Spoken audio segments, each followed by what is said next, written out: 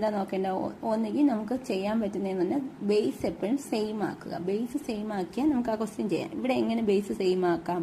16⁵ ആണ്. അപ്പോൾ 16 എന്ന് പറയുമ്പോൾ എത്രയാണ്? 4ന്റെ സ്ക്വയർ ആണ്. 4ന്റെ സ്ക്വയർ ആണ്. 4² ഹോൾ റൈസ് ടു ഏതാണ്? നമ്മൾ ഈ 5 എഴുതുക. 5/4�3 ഇത് എഴുതുക.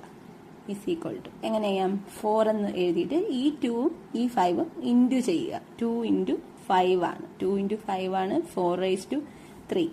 ഇത് എന്നിട്ട് എങ്ങനെ വരും? 2 × 5 എന്ന് പറയുന്നത് എത്രയാണ്? 410/4�3. ഇനി ബൈ വന്നു, ഡിവൈഡഡ് ബൈ വന്നുകൊണ്ട് നമുക്ക് എന്ത് ചെയ്യാം? 410 - 3 ചെയ്യാം.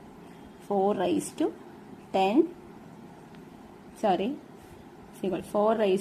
എത്ര വരും? നമുക്ക് 7 വരും. ഇതാണ് ആൻസർ വരുന്നത്. വീഡിയോ ഇഷ്ടമായി ലൈക്ക് ചെയ്യുക, സബ്സ്ക്രൈബ് ചെയ്യുക, ഷെയർ ചെയ്യുക. Thank you.